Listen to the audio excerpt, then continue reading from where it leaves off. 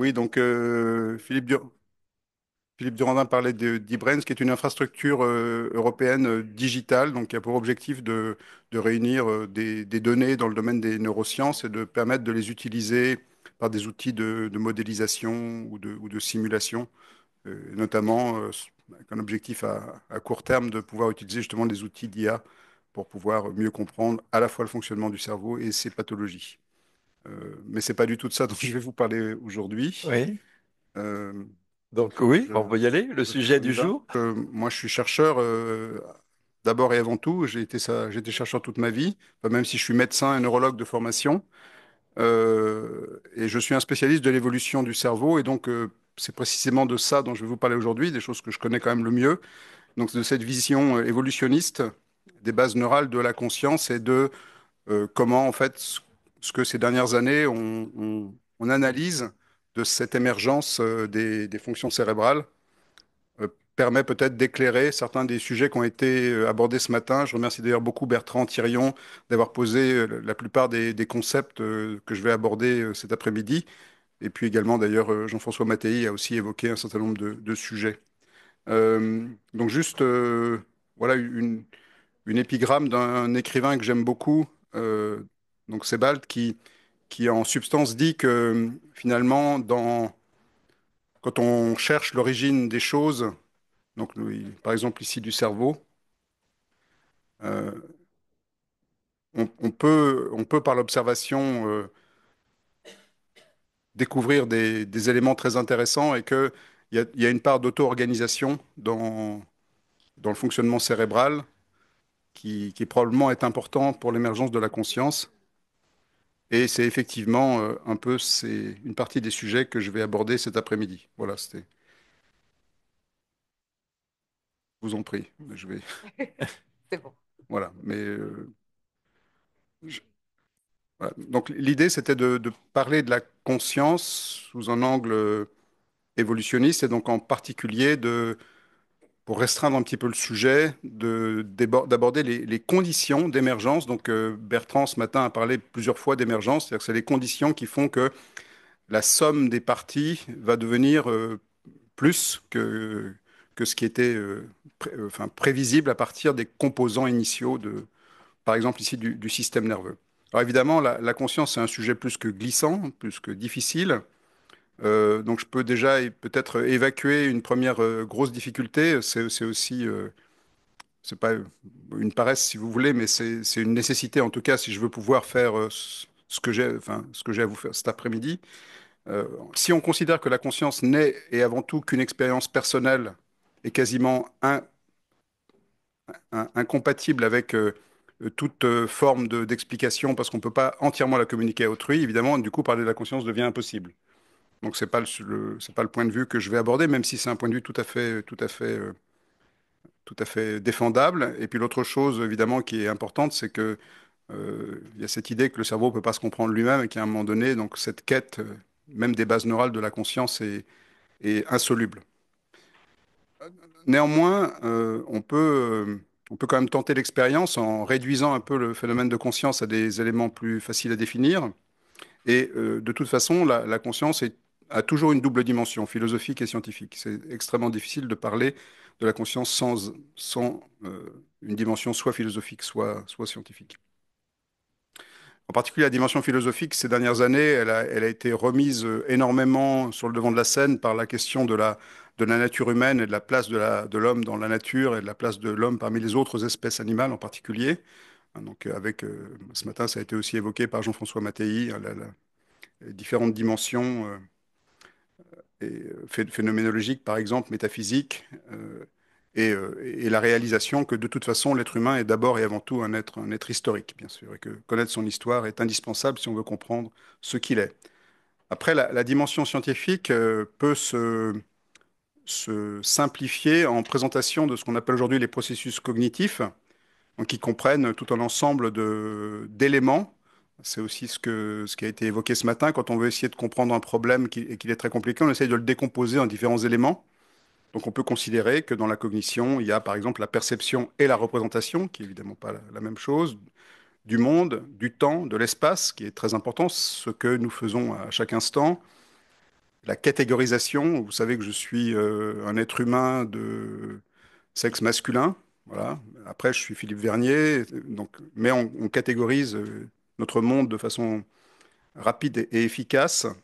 On utilise des symboles, on apprend, on mémorise. On mémorise et on apprend parce qu'on est ému. On y reviendra. On peut communiquer par des langages, par exemple, mais pas uniquement, bien sûr. Et puis, comme ça a été aussi évoqué ce matin à plusieurs reprises, l'homme est d'abord et avant tout un animal social. J'y reviendrai aussi.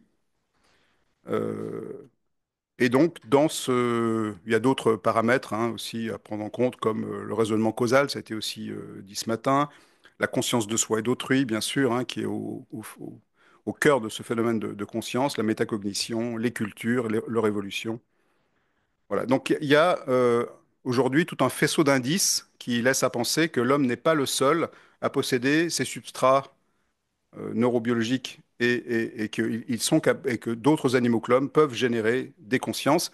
Et c'est ce qui est à la base de la déclaration sur la conscience animale qui a été donc, publiée en 2012 pour justement donner aux animaux les fondements d'un droit de l'animal par rapport à l'espèce humaine. Donc là, la démarche s'inscrit de façon un peu provocante dans l'idée que dès qu'il s'agit de quelque chose qui touche l'esprit humain, pardon, de quoi qu'il retourne, tous les éléments de l'esprit humain, dans une certaine mesure, dépendent de l'activité cérébrale. C'est ici illustré par une célèbre citation de Francis Crick. Dans son livre, Francis Crick, c'est le co-découvreur de l'ADN, vous savez, mais il a beaucoup étudié les neurosciences pendant une vingtaine d'années à la fin de sa vie. Et voilà, et il dit de façon assez provocatrice que finalement, tout ce que vous êtes, finalement, ça se résout à l'activité des neurones et des molécules qui les composent. C'est évidemment une démarche peut-être un peu extrême, mais c'est une démarche dite physicaliste, hein, mais elle est très importante quand on veut évidemment aborder le substrat neural de la conscience et essayer de raisonner dessus et de voir les relations entre conscience animale et conscience humaine. Alors, sur le plan neuroscientifique, l'approche de la conscience se fait aujourd'hui par diverses approches méthodologiques qui empruntent à l'étude du comportement animal, donc à l'éthologie, dont l'homme, bien sûr. Et on sait que les animaux expriment, comme c'est écrit ici, du plaisir ou du déplaisir, des émotions que l'on peut authentifier. Il y a un certain nombre de paramètres, je n'aurai peut-être pas le temps d'y revenir, mais ils ressentent la douleur en particulier, bien sûr. Ils recherchent leur nourriture, ils se reproduisent. Ils- En fonction des espèces, les espèces sont plus ou moins sociales, mais il y en a beaucoup qui sont des espèces sociales. Ils sont en tout cas attentifs et conscients de leur environnement, sans quoi ils ne pourraient pas tout simplement vivre. Du point de vue neurobiologique, euh, on peut faire l'observation assez simple que le cerveau de l'homme et des animaux partagent un grand nombre de structures et d'éléments communs, et que donc, si les animaux et l'homme partagent ces structures cérébrales et que l'homme a une conscience, pourquoi les animaux n'en auraient-ils pas une, puisque sur le plan anatomique et fonctionnel, ils ont beaucoup de points communs. Et donc, si on met cette analyse neurobiologique de l'observation à la fois des comportements du cerveau dans un contexte évolutionniste, en parallèle de la phylogénie des espèces, de l'histoire du vivant, eh bien, on peut effectivement avoir la prétention d'essayer de reconstruire une histoire évolutive de la conscience. Et donc, alors là encore une fois, par méthode, je dirais, l'approche qui est suivie, c'est de dire, pour étudier la conscience, on va étudier l'ensemble des processus cognitifs qui sous-tendent le phénomène de conscience. Donc on décompose le phénomène de conscience en ces éléments cognitifs. Euh, alors cette approche de la cognition, qui elle aussi est diverse, là aussi comme Bertrand l'a souligné ce matin, ce sont des domaines dans lesquels tout le monde n'est pas forcément entièrement d'accord, même si je pense que l'accord l'emporte sur les désaccords, il y a quand même, c'est pas forcément que des détails, des écoles de pensée qui diffèrent sur tel ou tel point, mais c'est pas le sujet, on pourra en parler si vous voulez, mais c'est pas vraiment le sujet aujourd'hui. Euh, ce qui est important ici, c'est le fait que depuis maintenant, je dirais, une trentaine d'années, un certain nombre de neurobiologistes et de philosophes utilisent cette décomposition de la cognition dans ces différents éléments pour proposer donc cette approche évolutive de la cognition.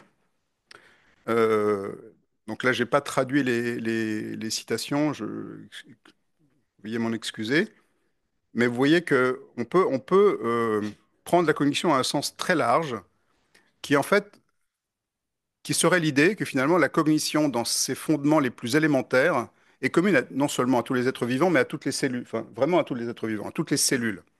Puisque si on y réfléchit bien, n'importe quelle cellule dans le monde vivant, si elle n'est pas capable de sentir quelque chose dans son environnement et d'y réagir, de s'adapter à cet environnement, cette cellule est simplement pas viable. Hein. Donc finalement, si on prend cet élément comme de définition comme la capacité de sentir, de percevoir, d'interpréter et de réagir, aucun être vivant n'est dépourvu de cette capacité. Et donc, il y a en quelque sorte, certains vont très loin en disant que la conscience, elle est inhérente au vivant. Voilà. Donc, c'est ça qui aujourd'hui est utilisé pour étudier cette approche évolutive.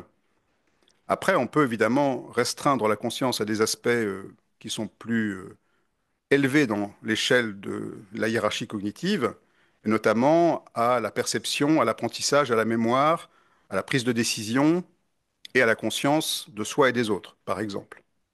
Donc, et à la fin, effectivement, comme on l'avait discuté un peu en aparté ce matin, on peut aussi définir des attributs de la cognition qui sont spécifiquement humains, mais dans une approche évolutive, on est toujours obligé de se rappeler que l'homme n'est qu'une des très très très nombreuses branches du buisson de l'évolution, et que bien sûr que l'homme a une cognition qui lui est propre, mais le corbeau a une cognition qui lui est propre, le renard a une cognition qui lui est propre, la truite a une cognition qui lui est propre, la mouche a une cognition qui lui est propre. Donc l'homme a une cognition à lui, mais cette individualité de la cognition, elle n'est pas plus spécifique à l'homme que chaque espèce a sa propre spécificité d'espèce. C'est important à réaliser. La cognition humaine n'est pas une exception dans les différents modes de cognition qui peuvent exister dans le monde vivant. C'en est une forme parmi beaucoup d'autres. Alors évidemment, elle a des particularités. En tant qu'espèce humaine, elle nous intéresse plus que d'autres, c'est sûr, mais je pense que c'est important de l'avoir à l'esprit. Et ça se fonde dans des idées aussi qui sont en fait assez anciennes, comme le biopsychisme de Wundt, vous voyez, à la fin du 19e siècle, ou donc les idées de sentience, hein, vous en avez fortement entendu parler, qui sont utilisées évidemment pour dire que tous les animaux ont la capacité à ressentir quelque chose, et que donc, parce qu'ils ont cette sentience, ils doivent être traités avec le respect qui leur incombe. Euh, et cette capacité émergente du vivant d'être capable de sentir l'environnement est très proche des idées de Francesco Varela et ses collaborateurs. Aussi Bertrand Thirion l'a évoqué ce matin, les idées d'autopoïèse, même si aujourd'hui la philosophie des sciences préfère des théories plus ouvertes que celles de Varela, mais néanmoins, on est là aussi dans des champs de pensée, disons, qui sont proches.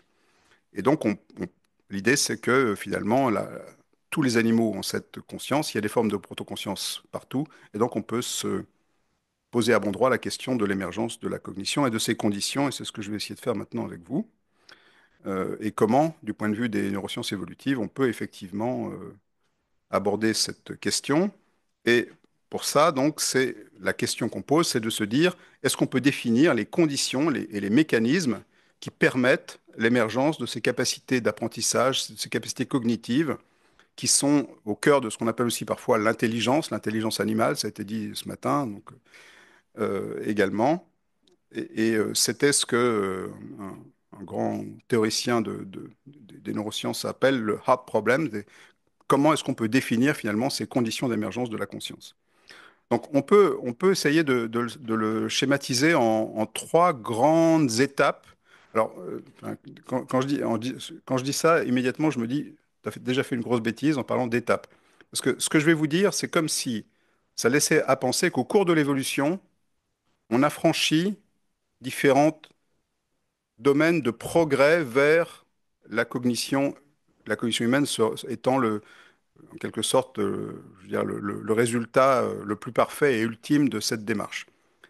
Là, il ne s'agit pas d'étapes qui sont successives au cours de l'évolution. Il s'agit de processus qui, quand ils existent, permettent une forme ou l'autre de conscience. C'est ce que j'ai appelé étape malencontreusement, c'est plutôt des- un ensemble de processus qui peuvent survenir indépendamment au cours de l'évolution et dans des branches des espèces différentes. Donc c'est pas une succession d'événements, ce sont des événements qui sont survenus, c'est pas une vue de l'esprit, mais qui ont pu qui ont pu l'être indépendamment dans différents groupes d'espèces. Donc le premier élément, c'est ce que je disais tout à l'heure, c'est l'existence de cette protoconscience. Et là, aujourd'hui, on est obligé d'admettre qu'effectivement, comme je l'ai déjà un peu dit, toutes les cellules sont capables de percevoir l'environnement avec des récepteurs qui sont capables d'induire un changement d'état interne dans la cellule, dans l'organisme.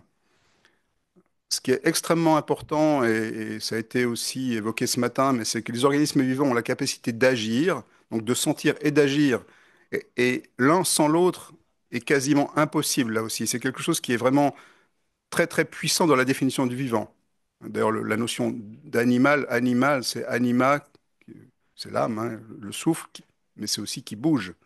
Donc la notion d'action, elle est depuis l'origine intrinsèque à la définition de l'animal, mais également ces changements qui sont perçus, pardon, ces changements qui sont induits par la perception peuvent être conservés. Il y a une notion de mémoire, savoir que si une deuxième fois le même événement se présente, la cellule aura appris quelque chose de ce qu'elle a vécu avant et répondra de façon différente, plus efficace par exemple, à la deuxième présentation d'un stimulus.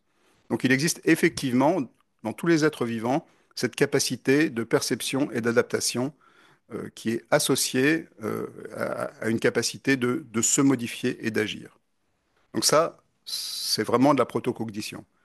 Et donc ça, on peut le trouver chez vraiment tous les êtres vivants aujourd'hui. Après, il y a un deuxième processus extrêmement important qui est, on considère que pour que ces processus de perception, de représentation, d'action et de mémorisation soient efficaces, il est utile que les organismes soient dotés d'un système particulier qui s'appelle le système nerveux et qui est fabriqué entre autres de neurones, mais pas que, d'autres cellules neurales, mais en général, les neurones sont les cellules les plus importantes. Et ça, c'est un aspect qui a été beaucoup étudié ces 20 ou 15 dernières années, surtout par beaucoup d'équipes de par le monde, et qui a abouti, en regardant dans un grand éventail d'espèces, donc je n'ai pas le temps de détailler, mais si on regarde chez tous les animaux à symétrie bilatérale, c'est-à-dire l'homme y compris, les animaux à symétrie bilatérale, c'est par exemple les insectes, les vers, les annélides, les mollusques, et puis évidemment les vertébrés que nous sommes. Eh bien, tous ces animaux, de façon extrêmement claire, ont un système nerveux et des neurones. Après, si on va en dehors de ces animaux à symétrie bilatérale, les animaux qui sont les plus proches d'eux, ce sont les méduses ou les coraux. Et les méduses et les coraux ont pas un corps avec une symétrie bilatérale, ils ont une symétrie variable, radiaire pour la plupart d'entre eux, mais ils ont indiscutablement des neurones qui ont toutes les particularités des neurones qu'on a également donc, chez les vertébrés, avec des axones, et un ensemble de molécules qui font que ces neurones sont des neurones. Ils ont un certain nombre de propriétés électriques en particulier, ou de libération de transmetteurs chimiques, qui font que ce sont des neurones. Chez les méduses et chez tous les organismes apparentés, indiscutablement, ces neurones existent. Donc, ça veut dire, sur le plan évolutif, qu'il y a 680 millions d'années, le système nerveux existait déjà. Mais ce qui est intéressant, c'est que si on prend après une espèce qui est la deuxième groupe d'espèces le plus proche de ces cnidaires, qui sont les placozoaires, des animaux d'ailleurs qu'on a découvert assez récemment, dans les années 1950, on découvre encore des tas d'espèces. Ces placozoaires qu'on a trouvés un peu par hasard dans des aquariums, ça ressemble un peu à des grosses amibes, si vous voulez. C'est multicellulaire, mais c'est un animal qui n'a pas beaucoup de forme. Et en fait, ces animaux, c'est très clair, n'ont pas de neurones du tout, rien qui ressemble à un neurone. Donc voilà, donc on peut dire, si on en était là, ben, que voilà, les neurones sont apparus en même temps que les méduses et après, ils ont continué chez les animaux tricibilatérales. Le problème se corse parce que si on va à l'espèce qui est encore apparentée un peu plus loin, qui sont les cnétophores, on appelle en anglais comb jelly, ça ressemble un peu à des méduses en forme de peigne, ben, ces cnétophores ont indiscutablement des neurones. Alors ce qui est intéressant, c'est que les molécules qui composent ces neurones ne sont pas les mêmes que celles des neurones des autres groupes que j'ai procédé. Ils ont aussi, par exemple, des molécules qui permettent de générer de l'activité électrique dans ces neurones, mais ce n'est pas avec les mêmes molécules. Donc c'est très clair que le système nerveux a été inventé au moins, et après, si on prend les espèces encore plus éloignées, comme les éponges par exemple, ou les choanoflagellés, là c'est clair, il n'y a pas de neurones. Donc en tout cas, au cours de l'évolution des espèces, le système nerveux, les neurones ont été inventés au moins 2 fois. On pense que ça a été plus que ça. On pense aujourd'hui qu'il y a 4 inventions indépendantes du système nerveux. Alors ça dit quelque chose de très intéressant. Ça dit que finalement, euh, avec les mêmes éléments de base, les mêmes molécules ou des molécules apparentées, on peut recréer des systèmes quand les contraintes sur les systèmes sont telles qu'elles aboutissent à l'émergence de ce système. Et ça veut dire aussi que, en fonction des circonstances, mais avec l'équipement moléculaire des organismes vivants, on peut retrouver plusieurs fois la même solution. Et ça, vous allez l'entendre beaucoup de fois autour de mon exposé aujourd'hui. Ensuite, la- la troisième catégorie, si vous voulez, d'organismes vivants qu'on peut décrire, sont ceux qui ont un système nerveux, mais en plus un système nerveux centralisé. Ça doit vous parler. C'est-à-dire que nous, par exemple, on a un cerveau et une moelle épinière, et puis les nerfs périphériques qui partent de ces structures. Donc on a un système nerveux périphérique avec tous les nerfs qui partent du cerveau et de la moelle épinière ou qui y vont. Les nerfs sensoriels vont vers la moelle épinière et le cerveau. Les nerfs moteurs partent de la moelle épinière et du cerveau. Voilà. Et donc ça, c'est une caractéristique qu'on trouve également chez tous les animaux à symétrie bilatérale. Pas chez les méduses. Donc ça, c'est une particularité des animaux à symétrie bilatérale. Mais là aussi, quand on regarde en fait la diversité de ces systèmes nerveux centraux, juste dans 4 groupes d'animaux, pas tout à fait pris au hasard quand même, on voit que, bon, vous voyez la situation de l'animal en bas, là, où il y a marqué cordée, j'ai du mal à voir d'où je suis. Donc nous sommes des cordées avec un système nerveux dans le dos, avec le cerveau dans la tête et le cerveau dans le dos.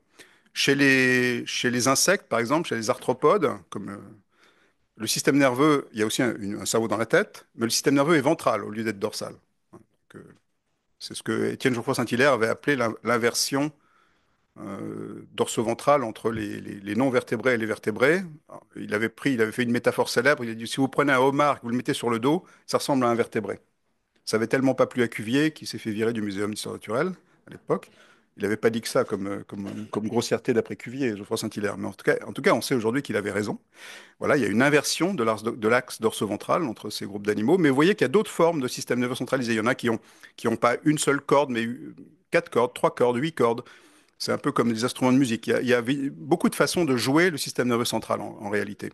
Donc, le système nerveux central, effectivement, est important, mais là aussi, il n'y a pas qu'un seul type de système nerveux central. Et si on prend l'exemple, par exemple, dont je n'ai pas encore parlé, des céphalopodes, hein, les pieuvres, par exemple, ou la sèche, qui sont des animaux dont on sait aujourd'hui qu'elles ont des capacités cognitives invraisemblables, leur mode de fonctionnement du système nerveux est extrêmement différent de celui d'un insecte ou de celui d'un vertébré comme nous sommes. Voilà.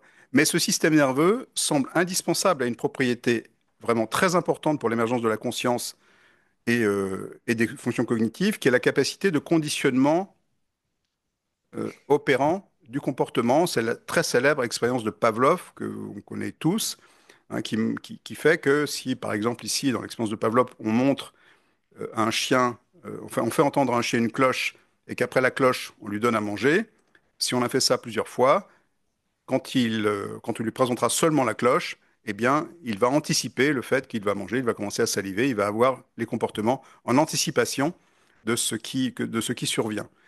On peut aussi définir un type de conditionnement dit opérant, c'est les définitions de Skinner, bon, qui est un peu plus large que la seule expérience de Pavlov, dans la mesure où là il s'agit d'une capacité d'apprentissage aussi de l'environnement de façon plus générale, mais le principe est le même. Ça veut dire une fois qu'un stimulus s'est présenté et qu'on connaît le résultat, à partir de la connaissance de ce stimulus, on pourra prédire le résultat.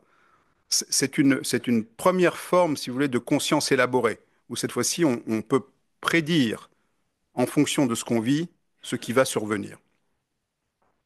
Et donc, il y a un certain nombre de conditions sur lesquelles je ne vais pas m'étendre, qui permettent cet apprentissage dit associatif. Et cet apprentissage associatif, si on revient à ce que ce qui a été dit ce matin sur les ordinateurs et l'intelligence artificielle, c'est déjà quelque chose que les ordinateurs font vraiment très mal. On peut modéliser de façon relativement simple euh, ce type de comportement associatif. Si vous voulez, en gros, la partie bleue, c'est la partie sensorielle. C'est les informations qu'on tire du monde et de nous-mêmes. Parce qu'on oublie parfois que quand on est un organisme, il faut non seulement percevoir le monde, mais il faut aussi percevoir son propre corps. C'est indispensable. Si on veut pouvoir bouger dans l'environnement, on est obligé de savoir à chaque instant où on est et qui on est. Hein, donc c'est pour ça que la notion de conscience, elle est là aussi assez inhérente à cette possibilité qu'ont les organismes vivants et les animaux en particulier de bouger. Parce que si on n'a pas une certaine forme de conscience de soi, on ne peut pas se mouvoir par rapport à l'environnement.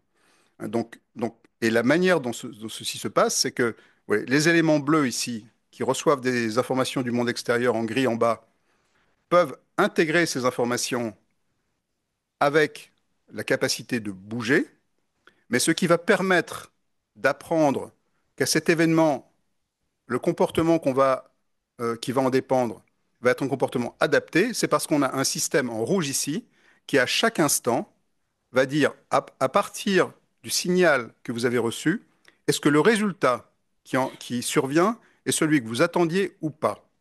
Et c'est un système qui est indispensable si on veut pouvoir s'adapter. Il faut qu'à chaque instant, une valeur soit donnée à la ré- à l'événement qui est vécu juste après la survenue du stimulus. Et nous faisons ça en permanence. En fonction de ce que nous vivons du passé proche, nous anticipons le futur et à chaque instant, on se demande, notre cerveau évalue si ce qu'on a vécu est correct par rapport à ce qu'on attendait ou pas. Et c'est comme ça qu'on apprend et qu'on s'adapte en permanence. Et donc, on a une description du monde, si vous voulez, où à un temps T, la représentation du monde est valorisée en fonction de son expérience. Et à chaque moment où l'action va se dérouler, où la vie va se dérouler, eh bien, on va adapter cet apprentissage et ce comportement. Et donc, c'est pour ça que ce conditionnement opérant, si vous voulez, est fondamental dans la manière dont fonctionne le système nerveux, est fondamental dans la manière dont le système nerveux est capable de fonctionner. Et ça, effectivement, ça n'est possible qu'avec un système nerveux centralisé et avec un ensemble d'éléments qui sont décrits ici. Et ce type de fonctionnement, là encore, on l'a de façon extrêmement claire chez les vertébrés que nous sommes, bien sûr, mais par exemple, chez les abeilles, pardon, excusez-moi, je suis allé un peu trop vite. Euh, oui, je suis allé trop vite. Je reviens en arrière. Oups, voilà. Euh, donc, ce système, je dirais, d'adaptation du comportement en fonction de la valeur des événements vécus, c'est effectivement, comme j'étais en train de le dire, donc un élément fondamental de ce qu'on peut appeler conscience. Maintenant, la dernière étape qui doit être franchie pour arriver à quelque chose qui ressemble à une conscience humaine, c'est de pouvoir faire cette évaluation, non seulement en fonction juste de l'événement qui est vécu avant et de ce qui va survenir après, mais de pouvoir le généraliser, y compris de le généraliser à partir d'un fonctionnement symbolique. Parce que nous, espèces humaines, par exemple, ça c'est pour vous assez intuitif. Par exemple, vous êtes allé manger tout à l'heure et vous saviez très très bien que vous alliez revenir dans cette salle m'écouter. Enfin, en tout cas, je pense que vous le saviez. Et donc, et ça, vous le pouvez parce que symboliquement, vous avez lu un prospectus qui disait à 14 heures, Philippe Vernier parle. Et ça, c'est entièrement symbolique. Les lettres, c'est parce que vous avez appris à les lire, mais ce sont des symboles. Vous êtes capable d'imaginer ce qui va se passer dans les minutes qui suivent. Et cette capacité de représentation symbolique et d'évaluation du monde à partir d'éléments abstraits, elle est partagée évidemment chez les vertébrés que nous sommes, mais c'est là où j'avais été un peu trop vite, mais également, par exemple, de façon très, très claire maintenant, il y a beaucoup d'éléments pour le penser, chez les abeilles, probablement chez pas mal d'autres insectes d'ailleurs, et chez les céphalopodes dont j'ai parlé tout à l'heure. Et ces animaux, là encore une fois, ne sont absolument pas apparentés du point de vue phylogénétique. Hein. Les céphalopodes, c'est des mollusques. D'ailleurs, chez les mollusques, vous avez une diversité incroyable. Hein, le céphalopode et l'huître sont tous les deux des mollusques, et pourtant leur comportement a un niveau de sophistication qui n'a rien à voir. Évidemment, l'huître ne bouge pas, par exemple, hein, alors que le céphalopode, oui. Et puis le céphalopode s'adapte est capable d'apprendre des milliers de choses, ce que n'est pas capable de faire une huître ni une moule. Chez les insectes, c'est pareil. Il y a des insectes qui ont des comportements extrêmement simples et simplistes même, et d'autres très sophistiqués comme les abeilles. Voilà. Hein, donc clairement, encore une fois, cette cognition symbolique, comme on peut la définir comme ça, a été acquise indépendamment plusieurs fois au cours de l'évolution. Et c'est encore une fois un autre exemple de cette convergence évolutive en fonction des contraintes dans lesquelles ces organismes ont été placés, qui permet l'émergence de ces caractéristiques. Et donc, à partir de là, maintenant, je vais me restreindre uniquement aux animaux vertébrés pour essayer de vous montrer comment aujourd'hui on est capable de comprendre, en fait, par une approche comparative, euh, la nature de la conscience animale, en quelque sorte. Donc la nature humaine, les comportements humains donc, sont caractérisés par un ensemble d'éléments sur lesquels à peu près tout le monde est d'accord, hein, que je l'ai listé ici en essayant de ne pas en oublier. L'intentionnalité, donc le fait qu'on agit intentionnellement, la conscience réflexive et subjective, la conscience de soi et des autres. Enfin, oui, voilà, ce qu'on appelle en anglais théorie de l'esprit, c'est un très mauvais terme, c'est la conscience, c'est le fait de pouvoir attribuer des pensées à autrui. Euh, la capacité à utiliser des symboles, j'en ai parlé, comme le langage évidemment, les concepts abstraits, à déterminer des liens de causalité, à coopérer, à créer des instruments par exemple, ou beaucoup d'autres choses, à innover, notamment des technologies, à négocier, à transmettre des informations par la parole et à socialiser. Tout ça, c'est tout un ensemble d'éléments qui sont très importants et qui sont très, très intrinsèques à la nature humaine. Mais ce que je vais vous dire, c'est que également, si on prend chacun de ces éléments définis comme ils viennent de l'être pour l'espèce humaine, en fait, on en retrouve l'existence chez un ensemble d'animaux, et que donc, en fait, ces fonctions cognitives, ou cette intelligence animale, si vous voulez, repose probablement sur une organisation particulière du système nerveux, et donc il est légitime d'essayer de comprendre pourquoi certaines espèces animales, dont l'homme, qui partagent ces caractéristiques cognitives dites de haut niveau, comment, quelles sont les structures cérébrales, quel est le mode de fonctionnement cérébral qui sous-tend ça? Est-ce que les animaux partagent ces fonctions ont une même organisation cérébrale ou pas? Et c'est effectivement la question qu'on peut se poser maintenant depuis quelques années. Donc on repose la question de ces conditions que David Chalmers avait posées. Et donc depuis, là, encore une fois, maintenant je dirais même une trentaine d'années, il y a beaucoup de spécialistes, en particulier d'éthologie, donc de comportement animal, qui se sont posé la question et qui ont analysé dans un nombre d'espèces assez large la capacité pour ces animaux d'avoir ces éléments de cognition, dit parfois supérieurs ou de haut niveau. C'est ce que ma collègue Nicola Clayton a appelé The Clever Club, donc le club des animaux intelligents. Et en fait, on trouve effectivement chez ces animaux, par exemple, une acuité sensorielle et une dextérité motrice très importante, qui permet de faire tout un tas de choses que nous, on peut faire avec nos doigts, par exemple. Des représentations complexes du monde, des catégorisations là aussi extrêmement sophistiquées, l'utilisation et la fabrication d'outils, y compris des innovations, donc des inventions à partir de l'environnement. Les animaux ont des cultures, peuvent éduquer leur progéniture et leurs congénères, et avec des cultures qui évoluent dans le temps, comme les nôtres. Des représentations et une manipulation de quantité. Longtemps, on a pensé que le calcul était spécifique à l'espèce humaine.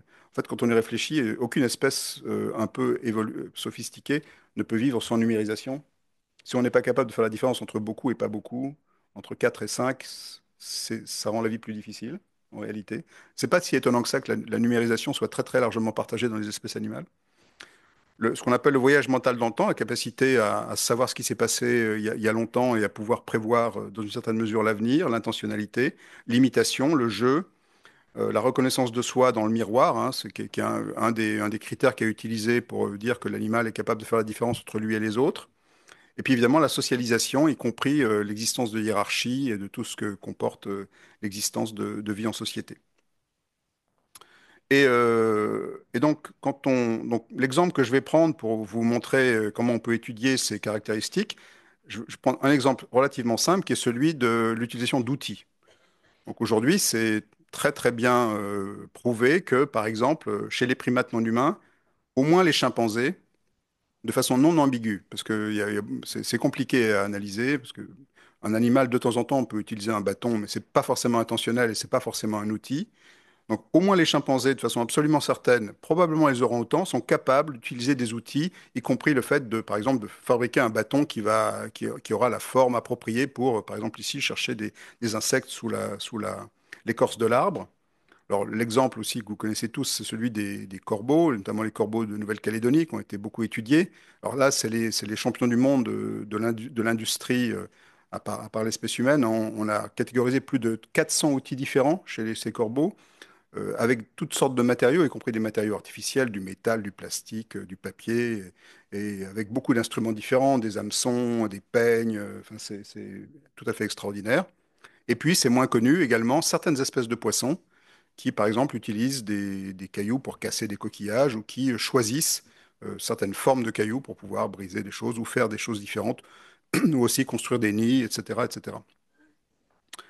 Alors, ce qui est particulier chaque fois, c'est que chez les primates, on parle des chimpanzés et de l'espèce humaine. Chez les oiseaux, on parle des corvidés, donc corbeaux, pies, geais et perroquets.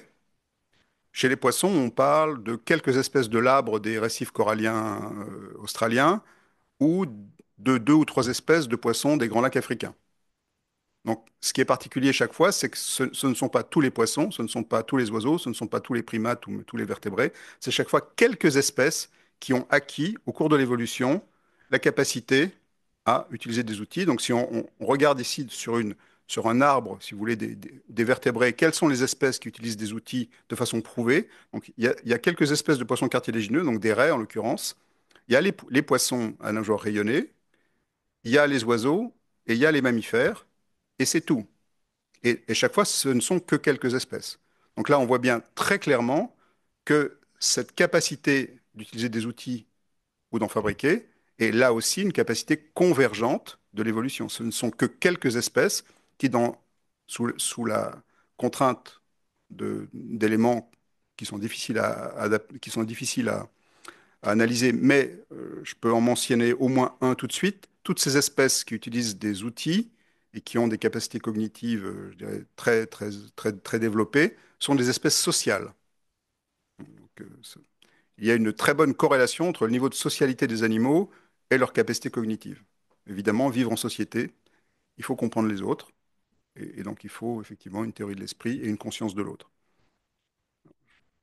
Voilà. Et donc, la question qu'on se posait, c'est finalement, bon, une fois qu'on a montré que ces animaux ont effectivement ces caractéristiques, que l'on pensait parfois uniques à l'homme, mais qu'ils partagent avec nous, qu'est-ce qu'ils ont dans leur cerveau, qu'est-ce qu'on peut dire aujourd'hui de leur organisation cérébrale qui nous permettrait de comprendre pourquoi cette conscience a émergé, cette conscience de haut niveau, ces capacités uniques ont émergé chez ces espèces et pas dans d'autres. Alors, la première chose qu'il faut savoir, je suis désolé, là, je vais être un tout petit peu plus technique, mais je vais essayer d'être simple. Déjà, la première chose qu'il faut savoir, c'est que si on prend les vertébrés, tous les vertébrés ont la même organisation cérébrale générale. Contrairement à ce qu'on pouvait croire il y a encore une trentaine d'années, tous les vertébrés, de la lamproie à l'homme, ont un cerveau qui est fabriqué de ces différentes parties, suivant l'axe dorso-ventral, avec une partie dorsale, une partie moyenne, bon, peu importe les noms. Ici, vous avez les grands domaines du cerveau qui sont conservés chez tous les vertébrés. Ça veut dire que sur le plan de la structure générale du cerveau, tous les vertébrés ont une structure de base partagée. Et ça, c'est chez l'embryon. Et si on regarde après les espèces adultes, on voit que tous ces éléments se retrouvent chez l'adulte. La seule différence majeure entre les animaux, c'est que ces différentes parties du cerveau, par exemple, ce qui est en jaune ici, qui s'appelle pallium, et je vais vous expliquer pourquoi on l'appelle pallium. Ben, par exemple, dans l'espèce humaine, c'est le cortex, c'est énorme. Ça occupe la grande majorité de la boîte crânienne.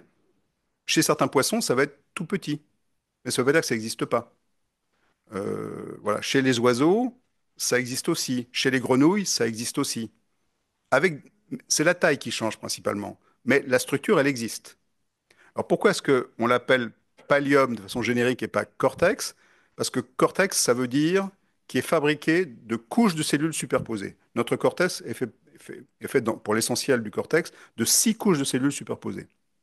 chez les poissons, chez les oiseaux ou chez les grenouilles, ce ne sont pas des couches de cellules, ce sont des groupements de cellules qui prennent des formes différentes et auquel on a donné le nom générique de pallium. Le pallium, pour les latinistes, je suis sûr qu'il y en a dans la salle, c'était, c'était le manteau que les sénateurs romains mettaient au-dessus des autres vêtements pour entrer à la curie. Ah, donc là, si vous voulez, c'est la partie du cerveau qui est au-dessus des autres, et auquel on donne le nom générique de pallium, puisqu'en fait, seuls les mammifères que nous sommes ont un cortex. Les autres animaux n'ont pas de cortex, certes, mais ils ont un pallium qui est équivalent. Hein, donc c'est ce qui a fait dire pendant très longtemps que voilà, le cortex humain ou le cortex des mammifères était une particularité. Oui, c'est une particularité, mais ça ne veut pas dire que les autres animaux n'ont pas quelque chose qui ne ressemble pas sur le plan morphologique, mais qui a la même fonction et dont aussi la taille peut varier. Et si je n'aurais pas le temps de vous le montrer, mais si on prenait par exemple un cerveau de corbeau, le pallium du corbeau est énorme. Le pallium de la mésange, je sais que ça va vous faire de peine à certains, il est beaucoup plus petit. La mésange a beaucoup moins de capacité cognitive que le corbeau. Le pallium du labre des récifs coralliens est 10 fois plus gros que celui d'une truite, par exemple. Oui. Donc là, encore une fois, ce pallium dont on sait le cortex qui joue des rôles très importants dans ses fonctions cognitives, il existe aussi chez les autres animaux, sauf qu'il ne prend pas tout à fait la même forme. Et donc, on ne lui a pas donné le même nom. Mais ça ne veut pas dire qu'il n'existe pas. Voilà. Donc, sur le plan de la structure générale du cerveau, tous les vertébrés ont potentiellement la capacité, si vous voulez, à développer des fonctions cognitives, sur la base, en tout cas, de l'ensemble des structures qu'ils ont. Et donc, aujourd'hui, donc ça, c'est une vue un peu plus détaillée de ça. Donc, vous voyez, par exemple, sur la partie droite, donc le mammifère, donc là c'est un primate, donc vous voyez le cortex est en vert, donc vous voyez peut-être qu'il est fait de couches de cellules superposées. Vous voyez que celui de l'oiseau, comme je vous disais que c'était gros chez un corbeau, je ne vous mentais pas. Vous voyez là les cellules, c'est pas des cellules superposées, c'est des couches qui font une sorte de rayon par rapport aux ventricules cérébraux. Peu importe. Chez les poissons, c'est encore un autre mode de structure. Mais là aussi, vous voyez que chez le labre, ce pallium est très gros également. Voilà. Et donc aussi, c'est pour vous dire que contrairement à ce qu'on dit parfois, le cerveau des poissons, c'est pas un cerveau plus simple ou plus, c'est pas un cerveau de mammifère simplifié. Hein, je dis ça pour mes collègues chercheurs qui parfois disent ah, mais vous travaillez sur les poissons, c'est des animaux simplifiés. Non, ils sont pas du tout simplifiés, ils sont différents et parfois plus complexes que bien des mammifères. Donc là aussi, l'anthropocentrisme dans ce domaine est très important. Mais ce qui est plus important dans ce que je veux vous dire, c'est qu'en fait, tous ces animaux, tous ces animaux chez lesquels des fonctions cognitives importantes, une conscience animale a émergé, ont trois éléments essentiels. Ils ont un gros cerveau, tous, et ce cerveau joue des rôles extrêmement importants et sophistiqués d'intégration des informations sensorielles et d'élaboration des programmes moteurs. C'est dans cette région du pallium ou du cortex que se fait cette grande, si vous voulez, représentation sensorimotrice qui nous permet de représenter le monde et nous-mêmes et d'agir sur le monde et dans le monde. La deuxième chose qui est extrêmement importante, c'est que ces systèmes ont la capacité d'évaluer à chaque instant la valeur, comme j'ai dit tout à l'heure, de l'événement qui est vécu à l'instant T et de le comparer au résultat qui est abouti à l'instant T plus 1. Et les systèmes qui jouent le rôle majeur, ce n'est pas les seuls. C'est les systèmes qui utilisent la dopamine comme neurotransmetteur. C'est des systèmes qui sont devenus extrêmement à la mode. Parce que parfois, on dit c'est la dopamine dans le cerveau, c'est le système qui code le plaisir. Et rien n'est plus faux que ça. La dopamine ne code pas le plaisir, elle code la valeur, qu'elle soit favorable ou défavorable. Elle code aussi bien le déplaisir que le plaisir. Et en fait, elle ne fait pas du tout ça. En fait, c'est un transmetteur qui évalue en fait la probabilité, ce qui évalue en fait la probabilité de l'événement, enfin, qui va évaluer, pardon, si l'événement qui est survenu est conforme à la probabilité que l'on pensait de survenue de cet événement à l'instant T-1. Donc c'est un système de codage de la valeur attendue et non pas un système de codage du plaisir. Et ça, c'est commun à tous ces animaux. Donc juste pour vous montrer quelques exemples de vrais cerveaux. Donc là, vous voyez donc sur la partie, c'est gauche, oui, c'est ça, donc un cortex de souris, enfin un cerveau de souris, pardon, avec le cortex qui entoure le, tout le, tout le cerveau, avec les 6 couches qu'on voit beaucoup mieux, là, ici, je pense. Puis il y a un truc tout noir, là, qui s'appelle l'hippocampe, qui joue un rôle très, très important dans la mémoire. Ben, en fait, quand on regarde un cerveau d'oiseau ou de tortue en dessous, on voit qu'effectivement, vous voyez, l'organisation des cellules est complètement différente, mais on retrouve également l'équivalent d'un hippocampe. Toutes les régions qu'on connaît dans un cerveau de mammifère, on les retrouve chez l'oiseau. Et c'est également vrai chez le poisson, sauf que chez les poissons, alors ça, je montre le seul résultat qui est vraiment original de mon équipe qui est montré ici, c'est que nous, on a étudié beaucoup les poissons et en fait, on a pu montrer que la manière dont le cerveau du poisson élabore de la cognition ne dépend pas seulement du pallium, mais d'une autre structure qui existe que chez les poissons, qui est ce qu'on appelle le lobe intermédiaire, qui est la partie basse, blanche ici du cerveau. Et qui est intéressant, c'est que par exemple, chez les poissons intelligents, je dis ça rapidement, eh bien, ces deux régions, le pallium et cette région-là, sont très gros. Chez les poissons qui ont moins de capacité cognitive, ces deux régions-là sont plus petites. Donc, c'est encore une fois pour vous montrer que dans ce cas-là, les poissons sont capables de faire des choses extrêmement compliquées. Par exemple, les cyclidés d'algues africains vivent en sociétés très élaborées avec des chefs, des sous-chefs, des tribus, vocalisent, hein, ils organisent les relations sociales par la vocalisation, comme on le fait. Ils font des nids, ils vivent en famille. Les familles sont des familles nucléaires qui sont maintenues tout au long de la vie des animaux. C'est extrêmement sophistiqué. Eh bien, ces poissons ont des cerveaux de grande taille. Et ces capacités cognitives, cette capacité langagière, par exemple, elle est élaborée par des structures cérébrales dont une partie n'existe pas chez les autres vertébrés. Encore une fois, l'idée de convergence évolutive très forte pour ces fonctions.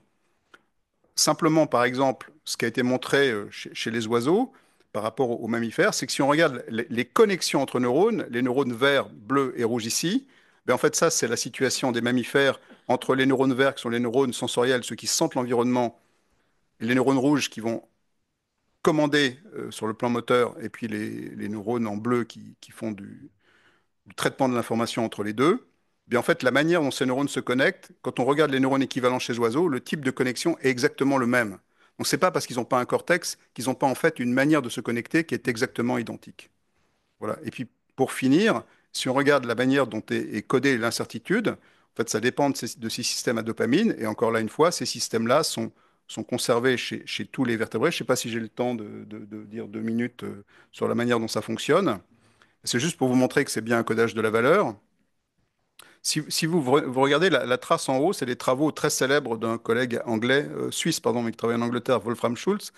Vous voyez, en haut, si la trace, c'est en fait l'activité des neurones dans une région particulière du cerveau qui sert à coder cette valeur. S'il n'y a pas de... c'est une expérience très très simple. On va présenter une lumière à l'animal et ensuite on lui donne une récompense qui est, dans le cas, ici c'est chez un primate non humain, on lui donne du jus d'orange, il adore ça. Donc, si on ne présente pas d'éléments particuliers, qu'on lui donne du jus d'orange, ces neurones sont très contents parce qu'ils n'attendaient pas de récompense et ils en ont une. Et donc là, ils sont très contents. C'est ça qui a fait dire que ces neurones étaient des neurones de la récompense ou des neurones du plaisir. En revanche, si vous voyez, si on a appris à l'animal qu'on va lui montrer une lumière et qu'on lui donne du jus d'orange, vous voyez, dans ces cas-là, les neurones ne répondent pas. Donc, ce n'est pas du tout des neurones du plaisir, parce que évidemment, le singe est très content d'avoir eu son jus d'orange, mais dans son cerveau, ça ne se voit pas. Les neurones déchargent quand on lui présente le stimulus qui va lui dire qu'il va avoir le jus d'orange, mais pas quand il reçoit le jus d'orange. Et ce qui est fascinant, c'est que si on lui dit tu vas avoir du jus d'orange, mais qu'il n'en a pas, là, cette fois-ci, les neurones s'inhibent, donc l'activité décroît. Donc, encore une fois, ces systèmes codent la récompense, mais aussi la punition. Hein. Donc, ce qui est bon et ce qui est moins bon. Hein. Et on peut montrer qu'en plus, ce codage est quantitatif, c'est-à-dire qu'on peut savoir si c'était très plaisant, pas beaucoup plaisant, très, très, très mauvais, pas, juste un peu mauvais. Hein. Donc ce codage de l'anticipation, il est aussi fortement quantitatif. Et dans nos vies, où on sait tous, il y a des choses qui nous déplaisent profondément, des choses qui nous déplaisent un peu, et des choses qui nous plaisent, pareil, un peu. Et donc, ça permet au cerveau d'actualiser à chaque instant sa représentation du monde et sa représentation de soi-même, et en quelque sorte, comme j'aime bien le dire, de dynamiser le présent en fonction de ce qu'on va vivre. Voilà, donc c'est ça que font ces systèmes et c'est ça qui est, à mon avis, essentiel et au cœur de cette cognition importante qu'on appelle conscience. Alors, ce qui est fascinant là aussi, c'est que ces systèmes à dopamine, si on compare par exemple l'homme sur la gauche au rat et à la souris, on voit que ces systèmes, en gros, sont fabriqués un peu de la même manière. Par ailleurs, c'est aussi des systèmes qui sont très très connus, parce que c'est eux qui dégénèrent dans la maladie de Parkinson, par exemple, hein, c'est les systèmes. Donc ils ont été très étudiés aussi pour cette raison-là. Mais si on regarde les oiseaux, c'est complètement fascinant. Par exemple, le fait de pouvoir prédire une action de façon fidèle dépend de l'action de cette dopamine sur la partie frontale du cortex, partie préfrontale du cortex, en avant du cortex. C'est pareil chez tous les mammifères, c'est pareil chez l'homme, chez le rat, la souris. Mais chez les oiseaux ont un système de prise de décision extrêmement efficace, évidemment, sauf qu'il n'est pas dans le cortex préfrontal. Il est dans la partie dorsale du pallium, donc plutôt l'équivalent de ce qui serait nous ici. Mais c'est aussi la dopamine qui fait le même travail, sauf qu'elle ne le fait pas du tout dans la même région cérébrale que chez les mammifères. Encore un phénomène de convergence évolutive très fort. Et ces systèmes de codage de la valeur, utilisant la dopamine, ils sont utilisés chez tous les vertébrés, mais également ils sont utilisés chez l'abeille, chez la mouche, chez les insectes, chez les céphalopodes. Donc ce qui est fascinant, c'est que cette dopamine, elle a un effet biochimique particulier sur ces neurones pour permettre de donner ce codage, parce que c'est cette même dopamine qui est utilisée plusieurs fois indépendamment au cours de l'évolution pour faire la même chose, donner ce codage de l'incertitude, ce codage de la valeur. J'ai presque fini. Donc, du coup, on peut définir, si vous voulez, maintenant, tout un ensemble de conditions systémiques sur la manière dont le système nerveux est organisé, qui sous-tendent, en fait, cette cognition de haut niveau, et dans lequel, donc, cette capacité à évaluer, encore une fois, la valeur des événements vécus est essentielle.